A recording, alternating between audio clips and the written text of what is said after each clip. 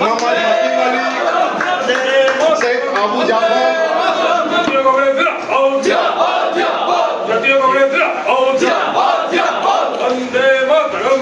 আজকে শুধুমাত্র লক্ষ্মী ভাণ্ডার না, লক্ষ্মী ভাণ্ডারের মতো স্বাস্থ্যসাথী স্কিমকেও সেটাও কংগ্রেস প্রথম এনেছিল। আমাদের উচিত এই ধরনের যে স্কিমগুলো রয়েছে তাতে মানুষ যারা সাধারণ মানুষ যারা এই স্কিমের সুযোগ সুবিধা থেকে বঞ্চিত হচ্ছে তাদের পাশে দাঁড়িয়ে এই বিষয়গুলো যাতে তাদের কাছে পৌঁছে যায় খুব সহজে, সেই বিষয়টা নিয়ে আন্দোলন করা, সেই বিষয়ের ওপর বক্তব্য রাখা।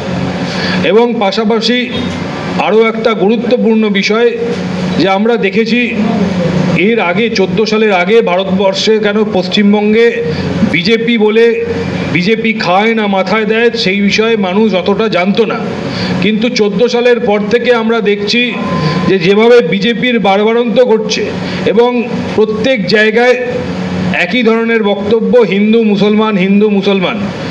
এটা পশ্চিমবঙ্গের মানুষের সংস্কৃতি নয়, মানুষ মেনে নেয় না। হয়তো আজকের দিনে সাময়িক তারা ভুল পথে পরিচালিত হচ্ছে, কিন্তু একজন কংগ্রেসের সৈনিক হিসেবে আমাদের উচিত মানুষের কাছে সত্যটা তুলে ধরা। যেভাবে পার্শ্ববর্তী রাজ্য আমাদের আসামে সমস্ত মুসলিমদেরকে তাড়িয়ে দেওয়া হবে, মুসলিমদেরকে ডিটেনশন ক্যাম্পে পুরে দেওয়া হবে, যে আশ্বাস দিয়ে যে প্রতিশ্রুতি দিয়ে সেখানে সরকার এসেছিল এবং সেখানে এনআরসিকে লাগু করে দেখা গেছে যে ডিটেনশন ক্যাম্পে আজকের দিনে এনআরসির পাল্লায় পড়ে যত মানুষ ওই এনআরসি ক্যাম্পে রয়েছে তার অর্ধেকের বেশি অংশ মানুষ হিন্দু। তাই এই হিন্দু মুসলমানের যারা লড়াই লাগিয়ে দিচ্ছে তাদেরকে বুঝিয়ে দিতে হবে যে এটা সম্পূর্ণ ভাওতাবাজি। আজকে পার্শ্ববর্তী রাজ্যগুলোয় বাংলাভাষী লোকেদেরকে মারা হচ্ছে, তাদেরকে হেনস্থা করা হচ্ছে। বিজেপি যে বাঙালি ও বাংলার শত্রু এই বিষয়টাকে আমাদেরকে আরও বেশি করে গ্রামে গ্রামে অঞ্চলে অঞ্চলে পৌঁছে দিতে হবে। পাশাপাশি তৃণমূলও যে কোনো অংশে বাঙালির ভালো চায় না সেটাকেও বুঝিয়ে দিতে হবে। উদাহরণস্বরূপ বলতে পারি যে ভারতবর্ষের সর্বোচ্চ পদে যখন একজন বাঙালি রাষ্ট্রপতি বসছিলেন প্রণব মুখার্জিজি, তখন সবচেয়ে বেশি বিরোধিতা যদি কেউ করে থাকে তার নাম মমতা ব্যানার্জি এবং সেই দলের নাম তৃণমূল। আমরা পরবর্তীতেও দেখেছি যখন উপরাষ্ট্রপতি নির্বাচন হচ্ছে, আমরা পশ্চিমবঙ্গে দেখেছি লড়াই মারপিট অনেক কিছু হয়েছে, কিন্তু যখন প্রয়োজন পড়েছে তখন এই তৃণমূলী ভোটদানে বিরত থেকে জগদীপ ধনখড়কে দেশের উপরাষ্ট্রপতি নির্বাচনে সহযোগিতা করেছে। শুধু দেশের উপরাষ্ট্রপতি নির্বাচন না, এরকম বিভিন্ন দেশ বিরোধী সংবিধান বিরোধী আইন পাশ করতে তৃণমূল ভোটদানে বিরোধিতা থেকে বিজেপিকে সহযোগিতা করেছে। এবং তৃণমূল যে বিজেপির ন্যাচারাল বন্ধু সেই বিষয়টাকে তুলে ধরার সময় এসেছে।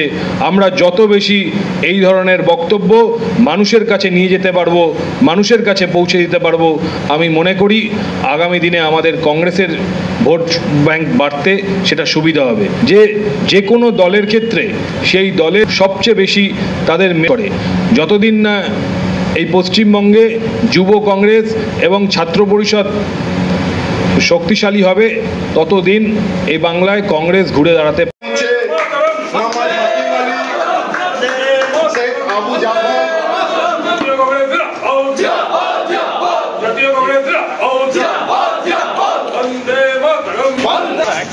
যারা যারা আজকে কংগ্রেসের পতাকা ধরে যোগদান করলেন তাদের নাম হচ্ছে হাকিম আলী, শেখ আবু জাফর, দারু মুফতি মান্ডি, শেখ মফিজুল, শফিকুল মল্লিক, আরো অনেকে।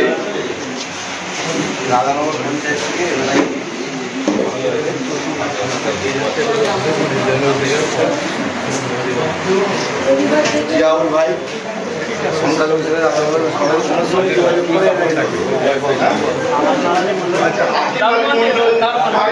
জয়েন করেছেন আজকে, ওনাকে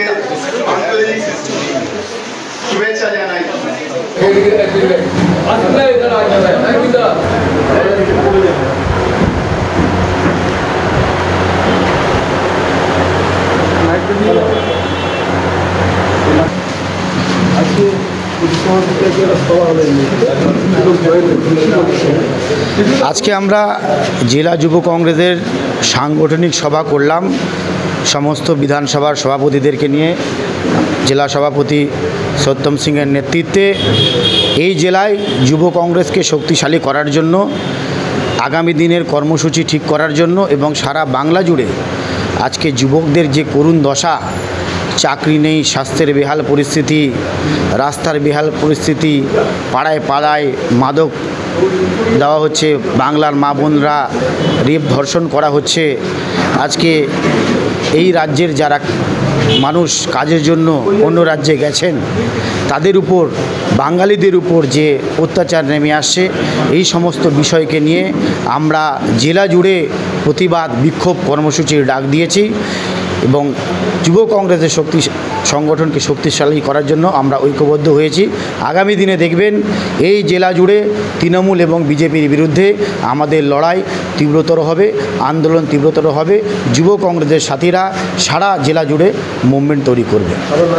সৌরভ প্রসাদ, রাজ্য যুব কংগ্রেস এর কোঅর্ডিনেশন কমিটির আমি একজন সদস্য।